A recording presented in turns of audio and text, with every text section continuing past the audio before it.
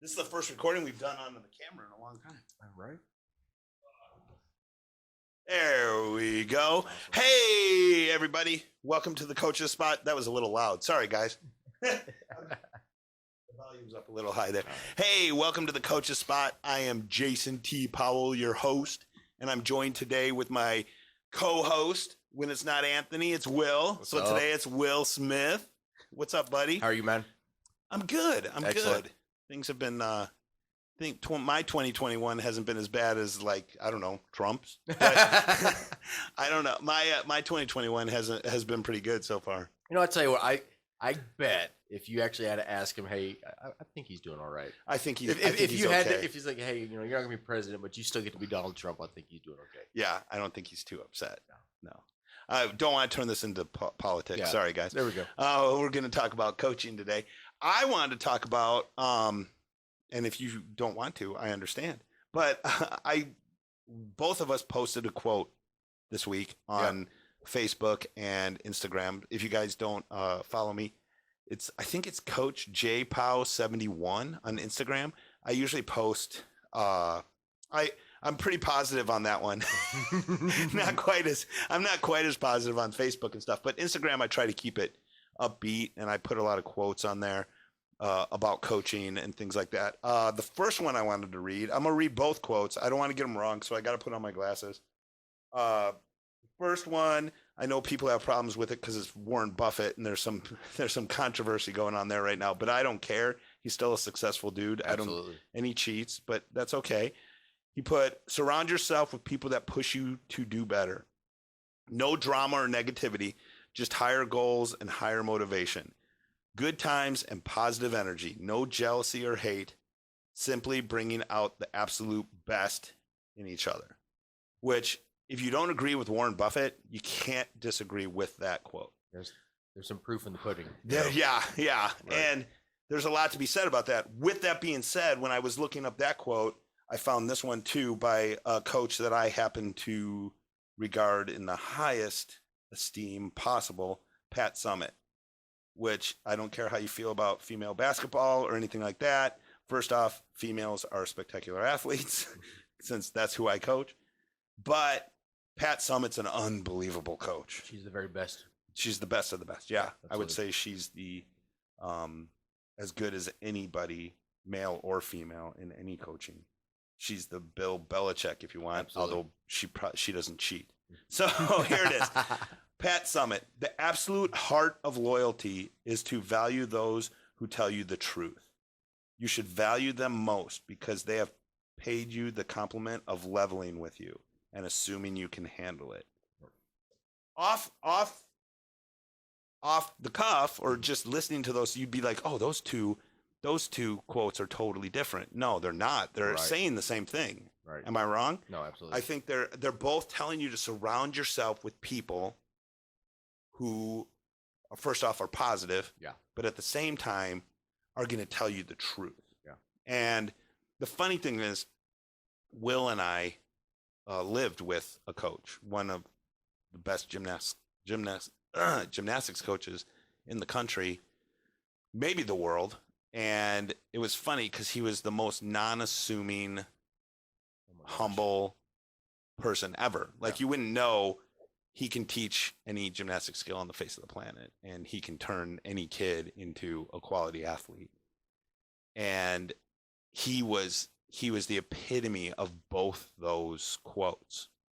He, first off, always told you the truth, even if it hurt him to tell you the truth. And he was the essence of positive. So, and I think you've had some mentors in your career. Oh, absolutely. I mean, I can sit here and list them probably. And even to this day, gentlemen who coached me when I was younger, Mhm. I still interact with them, you know, more on social media or text messages and things like that. Right. That there's still influences in my life now, and that, you know, there's people that I see on a daily basis. But if I need some advice, I will go to them. I'll Right. go to those coaches and say, hey, here's where I'm at. I need some advice because I'll trust that they're going to be honest. Right. They're not going to just give me fluff. Right. they're not going to just make me feel good. So if I need some conviction or if I need some direction, even if I don't like the answer, I know they're going to tell me the truth because that's what I need to hear. Right. And I can trust that. Right. Yeah. And you have to be that way with your athletes too. I pride myself on being smart enough to know I don't know everything. So when an athlete comes to me, no matter what level they are, anything like that, and they come to me with a lofty goal, say it's college scholarship, say it's want to be in the Olympics, say I just want to be an elite, I am honest to a fault to them. I'm not saying, I don't care what your talent level is. This is how I feel about myself. I am not smart enough to look at a 6-year-old and say that is a future elite. Right. That's a future NFL player. Right. That's a future Major League Baseball player. Right. You don't know. No. Scouts don't know. And they get paid to do it. And they still are wrong exponentially more than they ever are right. Right. You know, I mean, scouts are like weathermen, right? They're right maybe 50% of the time. 50-50. Yeah. You know why? Because it's a guess. You're putting stuff down on paper. Drew Brees was not supposed to be as good as he was. Oh, no. Tom Brady. No. Everybody said he was going to suck. And he's Tom Brady. You look at his draft card. He actually was lucky he got drafted. He was, you know, maybe a free agent. 6th round. Yeah. 6th round. And so Jorge Masvidal, perfect example of someone that people didn't think was going to amount to anything. Right. Great UFC fighter. A lot of people wrote off Conor McGregor early in his career, although he just did get knocked out. But he got paid a lot for it. Yeah, he got paid a lot for it. That's true. Yeah. But so I know I'm not smart enough, but I do know what it takes to become an elite level athlete. Exactly. And so I'll write it out. This is where you have to be by this time. If you don't make it by this time, but then you have to be here by this time. This is the work it's going to take. This is the amount of hours it's going to take. And I'm brutally honest about what it's going to take. Yeah. It's up to them to decide if that's still their goal after that. Sure. You know what I mean? So that's what I do. Right. So I'm honest with them. Yeah. 100%. I'm still positive about it. I don't tell them, I don't think you can do this because I don't know. Right. Because we haven't started yet. Right. So, I think that's and you know, there's theories of relativity, but as far as just learning, and it could be whether it's learning as far as mentally, learning as far as physically. That's what athletics is can your body learn to accomplish a skill? Right. Are you talented enough? Can your body adapt to it enough? Can it just adapt that skill set? Right. And you know, as far as saying, can you achieve to that position? And you are basically setting forth a program and pushing them to the highest level and saying, okay, can you get there? Right. I don't know if you can, but I can put together the plan to get you to this position if your body can push it there. Right. And then if you achieve it, okay, now I'm going to push it there. And if I've gotten to this point, then I might be giving you to the next person that can then push you to the next level. Right. Because like, for example, with me, you know, I coached at the highest level of high school. Right. And then if I saw a kid that then if I was lucky enough or blessed enough that I saw them go to the next level, that made me proud because now I know they're going to another level with another coach that's above a higher skill set than me. Right. And then they're going to be teaching them something because obviously high school and the collegiate level is two very different things. Right. And they're going to be teaching something, they're going to be training something. Obviously the body's going to mature to a different level than what I had them with. Right. And so there's going to be something they're going to get that's way beyond me. Mm-hmm. And then if they make it to the next level, which is professional level, well, man, that's a whole nother you know, bag of potatoes. Right. So it's just, that's what it is. It's like, here is what I can give you. Now, can you achieve it? Right. That's up to you. Right. But this is a knowledge thing. And I mean, we can sit here and I bet you and I by ourselves in the next, we're going to do a 45-minute podcast. I guarantee we could come up with 1,000 names of people that went pro that on paper could never go pro. Oh, we could do that all day. And if it wasn't for attitude, brains, and work ethic, wouldn't have gone pro. And then we can do the exact opposite list where there were people blessed with so much unbelievable God-given talent that they just wasted. I mean, Ryan Leaf, boom. That's the poster child for, you know, wasted potential. Yeah, the guy had the $1 million arm. Yeah. And I mean, here's the thing. Most of those guys will tell you now that man, talent-wise, phenomenal. I just, whatever it was in my head, wasn't mature enough, listened to the wrong people. If I could go back and do it all over again, I could tell myself, 10, 20, 30 years ago. Yeah. But just well, and a lot of them, you talk to them and they will have a long list of people they blame other than themselves. Oh, sure. And they're still losers. Oh, I was going to say, there's certain people that it was never their fault. Right. Like the coach didn't like me, the general manager didn't like me, things didn't happen right, blah, blah, blah. There's certain people that are like that. Yeah. Well, and if you look at any level of successful athlete, most of them have in common extreme ownership. Oh, yeah. They own what has happened to them, what's going to happen to them, and they say, this is my fault. Because what do you hear half the time? If my coach would have, I've said it. My coaches, I was just good enough to be on the team, and I was just mediocre and average enough to be ignored. Yeah. But what did I do to make those coaches? If you want to play in a game, you have to make yourself indispensable that they can't not play you. Right.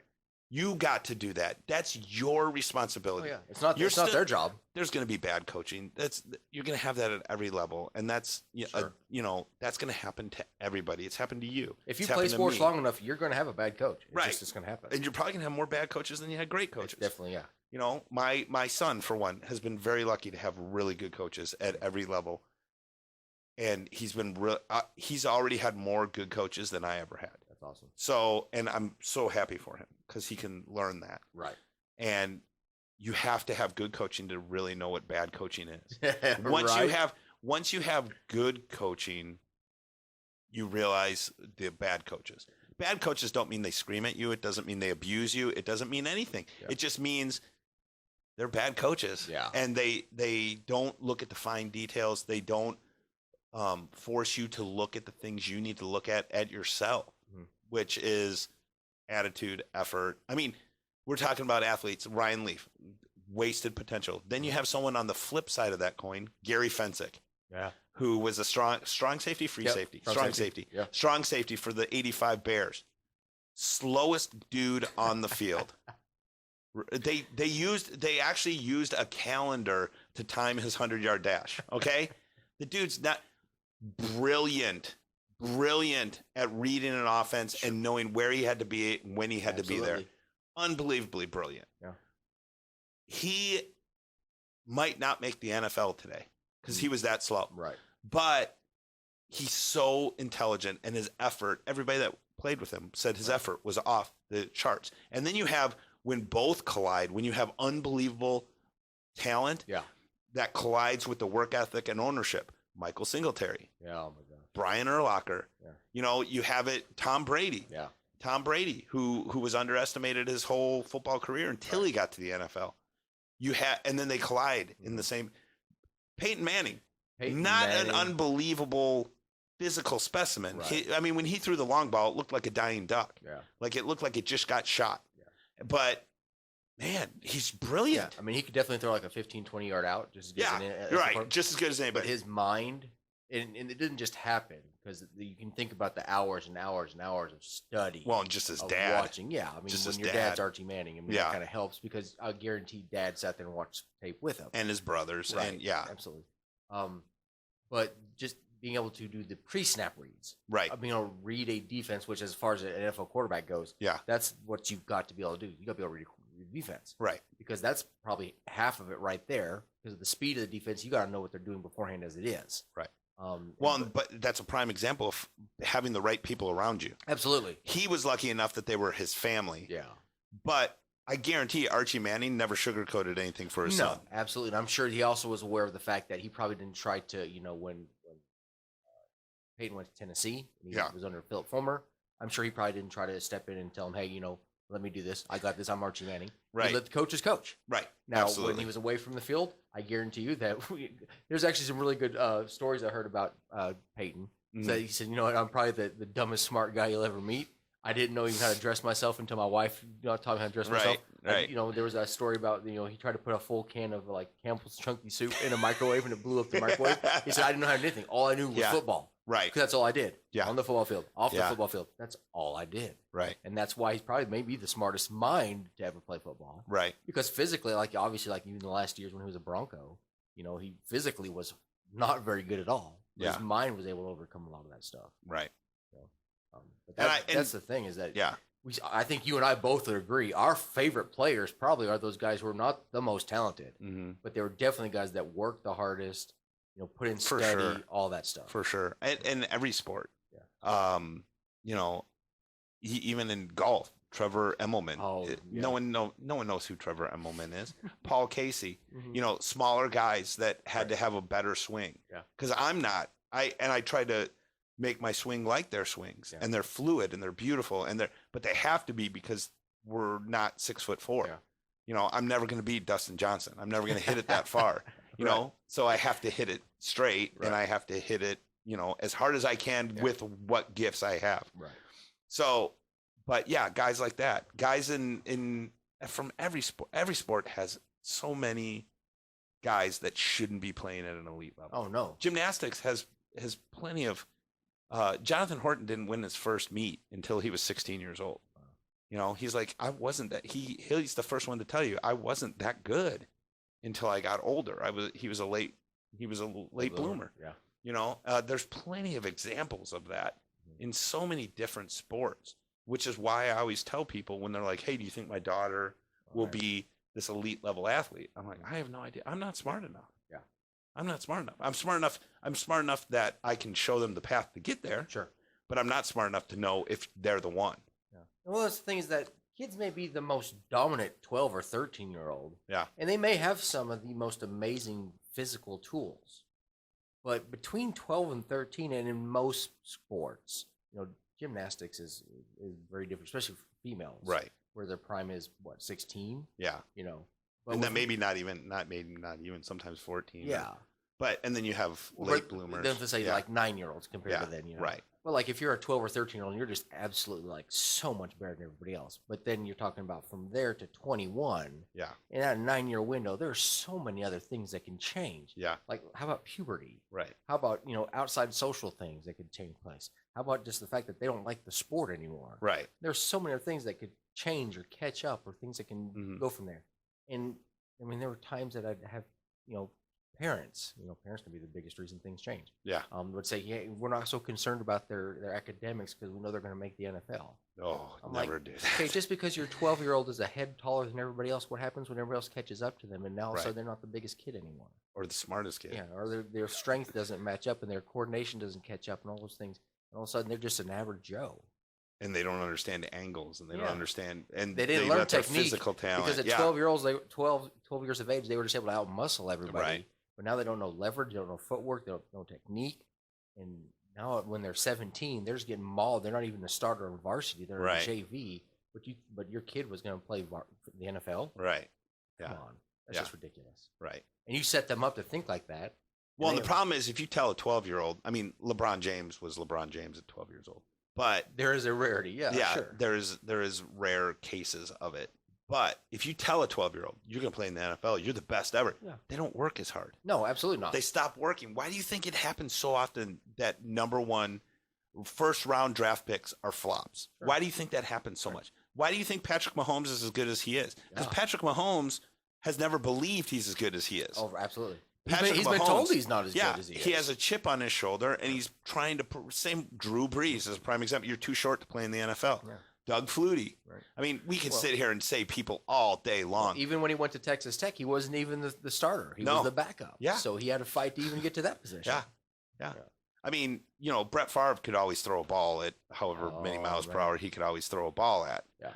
But Brett Favre was Brett Favre because of his killer instinct and his competitiveness. Yeah. The day his dad died, he went out and threw 4 touchdowns. Oh my gosh, yeah! It was one of the best game I've ever seen. When you talk about that, I mean, again, we on the surrounding you with the right people. You talk about people who have that just maniacal talent or something. But there are parents that, on the flip side, like Todd Marinovich, his dad, from the time he was born, he overdid it. Right. And by the time he became an NFL quarterback, he hated football. Right. He would do Andre anything Agassi. Yes. wanted to do everything but play football. So he basically, sabotaged his career Andre because Agassi, he yeah. didn't want to be an athlete.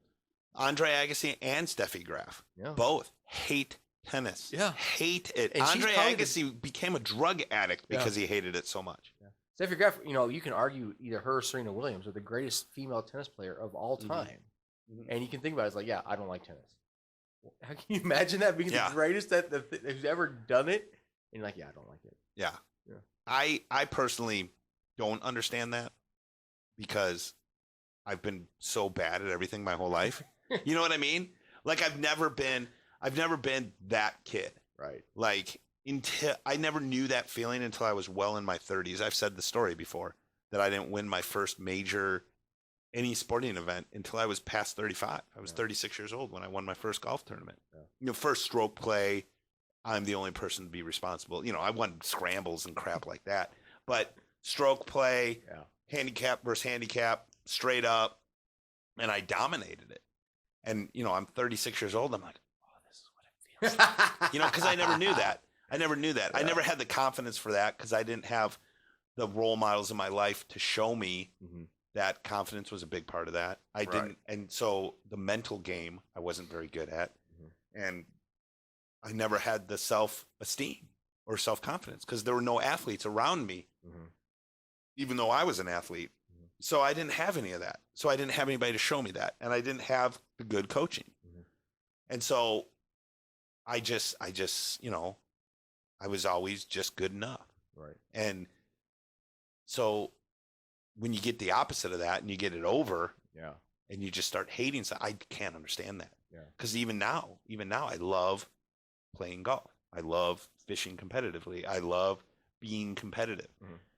So I can't understand hating that being so good at something that, I wish I could get that feeling. Right. I wonder what that feel like. Yeah, I wondered what that was. But I've seen it in gymnasts. And a lot of that has to do with what's around you. A lot of Andre Agassi and him hating tennis so much has a lot to do with the coaching he received. Oh, I think so. A lot. And I bet Steffi Graf is the same way. Yeah. A lot of that has to do with the coaching. I read a quote. I wish I would have written it down. I read a quote today that's like, it's not your job as a coach to push them to extremes or to make them mentally tough to an extreme. It's your job to love them and show them support and then show them how to think properly to have mental toughness. Yeah. And I think a lot of people forget that. Yeah. It's not about tricking people into being mentally tough. No. It's about showing them the discipline. Right. I think that documentary, I haven't even seen it yet, but that documentary that just came out about Tiger. Yeah. I think on HBO. I think it's on HBO. That's a perfect example of somebody. Well, obviously, that's one of those 1 in a million, 1 in a billion, just the prodigy that has a talent that's above everybody else. Right. And Earl kind of just knew that. Yeah. Well, he was a Green Beret. So he knew that next level. But, and we talk about, putting yourself in surrounding you about that, but he didn't have that kind of, where there was warmth, love, positivity. I mean, that's your dad. Yeah. And he did it to a position that, he literally drill sergeanted it into him.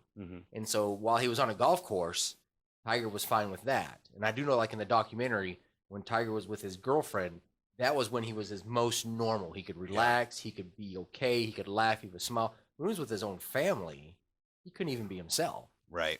And so if you can't be that as a kid, and then you come out there and, you're growing up and you're supposed to be a teenager and a young adult, you basically just haven't had a chance to actually mature into an adulthood.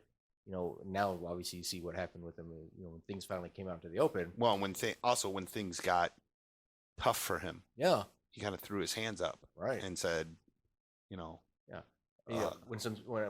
there were some jokes that he made that were off color, and people started snapping. I'm like, dude, just no one relax. Yeah. But all of a sudden he decided, he's a dude. Yeah, it's like all of a sudden he shut down the doors and nobody could see the inside of Tiger. Right. And I know I've seen the later documentary, or earlier documentary when he was younger, before all the stuff happened with his ex-wife and stuff. Yeah. And they addressed that with the off-color jokes and things like that, and him being himself. And I know people that know Tiger personally, and they've told me stories, and they're like, dude, he's raw. Yeah. He's a raw dude. Like he's a guy's guy. He's a normal guy. Yeah. And he drops a lot of F-bombs. He does, which great. I want to play with him now. Right. Because if I don't want to play with the dude I see on TV. Right. But the guy they tell me about, I'm like, oh shit, I'd like to play with him. Yeah, oh, right. I'm sorry, I didn't mean to swear. But as we're talking about off color, Yeah. I want to play with that guy. Yeah. I don't want to play with the dude, The robot. I don't want to play with the robot. I don't want to play with the guy that, he's one of the most fined players on the PGA for swearing. Uh-huh. But he, another thing is, who knows how good Tiger could have really been if he would have had that support of, hey, you can be yourself. Well, you can imagine the pressure and the stress that is between his ears. Yeah. And thinking about it, so when he's really struggling, where does he go to for support? Right. When he's really hurting, obviously with all the back surgeries and all the knee surgeries and stuff, when he needed somebody to go and talk to, where do you think he even went? Yeah. I think that's why when he was with Hank, He probably had to pay him. He had to pay people. Well, yeah, He had to pay people to be to be his friends, but to talk to people. I think that's obviously why he went looking for physical release With his sexual addiction. Yeah, absolutely. But he didn't have anybody that he could just let himself out to. Right. He could. Obviously, I don't think he felt like he could with his wife. Yeah. He surely couldn't with his family. I think probably his closest relationship was with Hank. Yeah. Hank or Hank Haney. Yeah, or his old caddy, Or his Steve caddy. Williams. Yeah. And then when those disintegrated, Yeah. I don't think he had really anything. Yeah. So Well, and here's the thing, and I've said this on my other podcasts, on the Broken Joker, especially when I talk about depression and thriving and surviving and doing all these things. Mhm. I think that is amplified with Tiger, but I think everybody goes through that. Oh, sure. I think every person on some level, especially when they're great at something, probably go through it. But even average people like myself, I always tell people on the Broken Joker, I'm like, embrace your wonderful weirdness. Oh, yeah. You have to, because there's going to be people that love you for that wonderful weirdness. There's going to be people that think my whole block hates me. The whole block, the block I live on, everybody hates me, which is fine. Well, you're not on my block. You're further down the street. I'm 3 or 4 blocks down. So yeah. But everybody on my block hates me. And I feel bad because they take it out on my wife and they take it out on my kids. They don't let their kids play with my kids, stuff like that, because I'm kind of a jerk. Yeah. I'm overly confident and I'm a jerk. Mm-hmm. And I say exactly what I'm thinking. And that's part of my wonderfully weirdness. Yeah. But I embrace my wonderful weirdness. I have my circle, you, Anthony, my friend Arnie. I have my circle that I care about. Yeah. And everybody outside that circle can go where. I don't care. I don't care. Yeah. I don't care that there's a woman 2 houses down that hates my guts more than anything and tells everybody else in the neighborhood as soon as they move in, don't talk to the guy with the blue Charger. He's a total jerk, blah, blah, blah. I don't care. Right. It doesn't bother me at all. Yeah. But it bothers my wife and it bothers my kids. So I feel bad from that standpoint. Yeah. But I'm not going to change who I am. Right. Because part of my depression and part of when I had a really hard time, after we lived together, that part of my life was probably the darkest part of my life. And what I found, the one common factor I found in that whole thing was trying to live up to everybody else's expectations of who I should be. Yeah. Including people that I had intimate relationships with. Mm-hmm. Trying to be the person that I thought they wanted me to be. Yeah. When that's not you. Yeah. It's not me. I'm sorry. I like to listen to Prince. Prince is awesome. I know. I like to listen to Prince. I like to dance around the house. I like to, I do crazy, weird. I love to drive fast. I don't apologize for these things. Right. These are the things I like to do. And I like to say what's on my mind. Yeah. And since I started doing that, depression gone. Yeah. When I started working out, I started eating well. And then I started saying exactly what I thought. Mm-hmm. Whether it was good or not. Yeah. And all of a sudden, this weight got lifted off my shoulders. And I'm a wonderfully positive person, especially at work. When I'm coaching, it's all positivity. Mm-hmm. I have other coaches criticize me because I'm too positive. Like, I'll be like, yeah, that's better. And they're like, it wasn't that much better. I'm like, but it was better. Right. Like, you need to give them credit for the small battles, too. Right. And then I just said, I'm done. I'm done trying to act like what I think people think I should act like. Yeah, right. I'm done. There you go. And the moment it happened, guess what happened? I got my wife, who loves me unconditionally, has known me since 6th grade, knows I'm a jerk. I have a beautiful wife. I have a beautiful house. I got beautiful dogs. I got beautiful kids. I got a beautiful car. All these things happened when I started being me. Yeah. And I think athletes are like, well, athletes act a certain way. Champions act a certain way. That's true. That's true. There's certain things champions all have in common. But it's not being not weird. Most champions I know are quirky and weird. Absolutely. And when you talk to them one-on-one, you're kind of like, what a dork. Like, you wouldn't believe that this person is like this. Right. And they're wonderfully goofy. I agree. And they're wonderfully, they have this Michael Jordan. When you saw Michael Jordan with his friends, he's kind of a goof. Yeah. It's kind of a, Tiger Woods, same way, from people that I know that are really close to him. There's plenty of elite athletes I've been around that are wonderfully quirky. Absolutely. And just so much fun. And the things champions have in common are very not personality related. They're on time. Mm-hmm. They're coachable. Yeah. They are respectful, but know when to be goofy. Yeah. You know, they have this aura about them, but it's not stuff that you can't learn and mimic, like being on time. Yeah. These are simple things that champions all do that you can do no matter what your talent level is. Right. And you can start acting like a champion. Acting stoic and things like that aren't acting like a champion. People think that because that's how they are in the interview, because that's what they're trained to do. Oh, yeah. But that's not how those people are. It's all cliche. I guarantee, just from the little bit, Peyton Manning's one of the perfect examples. That dude's quirky as quirky as can be. That is hilarious. When he played with Phil Mickelson and Tom Brady and Tiger. Yes. Oh my gosh. Not to mention the fact he's a pretty good golfer. The Saturday Night Live bits. That is hilarious. Oh, yeah. He's successful funny. People. Yeah. Successful people are like that. He's also a master communicator, though. Right. And that has a lot to do with it, too. Right. But I guess what I'm trying to say is there's not a cookie cutter champion way to be other than those little things that you can do anyway. Mm-hmm. You be a good teammate, be on time, be organized, be dedicated, all those things. None of that takes talent at all. Mm-hmm. Speed, strength, all that stuff, that will come through hard work. Mm-hmm. Oh, absolutely. So that's not what they have in common. Mm-hmm. But they also have in common that they're a little bit off thinkers. Right. So don't think you can't be a champion just because you're quirky or you're weird or everybody is. Yeah. Nobody is who you see on TV. Except for Como and and Don Lemon. They are as evil as they seem on TV. No, but nobody's like that. No one's actually like that in real life. Yeah. You know, and so don't get hung up on that, because I always got hung up on that as a kid. Yeah. You know, I always tell the story, and I'm sorry if I repeat myself, but when I wrestled, Billy Carr, we had folk style season, which is high school wrestling. Okay. Your folk style rules.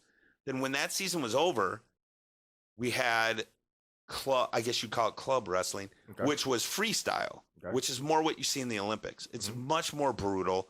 It's much faster. It's much more aggressive than you see in high school. It's a brutal season, but we never cut weight for that part of the season. You walked into a tournament.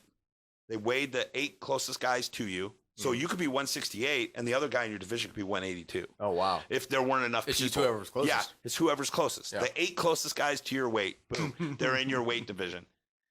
And Billy Carr, by the way, DM me on Instagram if you're out there, man, and you hear this, because I would love to touch base with you. But Billy Carr was always in my weight division, and he was a monster. He was one of those kids that already had his adult body. Like, he was just a beast, and he was good. He was really good. I think the first time we wrestled, he beat me in 10 seconds. Wow. I mean, it was just, and freestyle, your shoulders just have to touch. There's no 1, 2, 3. Yeah. It's touch, bam, you're done. So, and he tossed me, bam, straight to my back, bam, you're done. And then the next tournament, I think it took him about half a period to pin me. And then the next tournament, I lost 10-1 or something like that. Yeah. So every tournament, we wrestled in tournaments almost every weekend, always in my age group. I always got him. And they were double elimination tournaments. So as soon as I lost to him, the best I could do was third. Sometimes they had a true second where you wrestle off against the guy that loses to whoever is the champion. If you haven't wrestled them, very rarely you had that. So the best I'm going to place, because I have Billy Carr in my division, is third. Unless I don't get him in one of the early rounds and I get him in the championship round. So the best I'm going to do is second. Yeah. So anyway, I go to state and I pull Billy Carr. I want to say it was late. It was a late round. And I don't know. I can't remember if I had already lost. But anyway, and of course, I'm wrestling Billy Carr again. So I'm freaking terrified. Yeah. And I think I end up losing 8-7. Wow. Go the whole distance, lose 8-7. And we're walking off. And I said, man, I can't believe what a terrible season. I got you in every single tournament. He goes, yeah, I know the feeling. I'm like, what are you talking about? He goes, oh, out of everybody I wrestled, you always worried me the most because every time I wrestled you, you got better. Wow. And he's like, man, by state, this kid's going to be pretty good. I'm like, he was thinking about me. Yeah. Well, I was thinking about him, and it's like, crap. Yeah. But it taught me a very important lesson that now when I compete, obviously golf is a lot different than competing in wrestling because no one's trying to slam you. But at the same time, now when I compete, I don't think about my competitors at all. It's me trying to be better than I was yesterday. Yeah. If I could have learned that lesson all the years before that, and then I sat down and talked to him, and he turned out he was pretty goofy and funny, and he was a cool dude. Right. But I put him in this like statuesque platform of just superiority. Right. That it's like, oh wait, no, that's not true. That's not how it is. Right. You know, and I wish I would have learned that lesson so much earlier because I think that was my senior year. Yeah. If I would have learned that 5 years earlier, I probably would have been pretty damn good. Right. I probably would have dominated some people. Yeah, I think it's funny when people think about, they get these misconceptions, especially now versus like way back in the day when people thought about like Mickey Mantle and Tom Landry, and now they, because there wasn't Vince as much Lombardi. Right. People's real life personalities didn't get out on mainstream media. Yeah. But, we're talking about, obviously like when you surround people around you, your teammates, your coaches, especially when you are coaching. Yeah. The other coaches that are around you, especially like if you're the head coach and, you know, about getting coaches around you that are the very best. And some of them may be even better coaches than you are. That's how you become great. Right. That's how you have great coaching staffs Yeah. and how you become great. And you were talking about personalities and things like that. I was talking to my wife, and this was years ago, but it's kind of how funny comes full circle. We're talking about, your quirkiness, your weirdness. But I was talking about her because her and I were very different. I'm much more like you, which is probably why we get along so well. Like, I don't care what people think about You're more of an introvert than I am. Absolutely. But I'm a closet introvert, though. Yeah.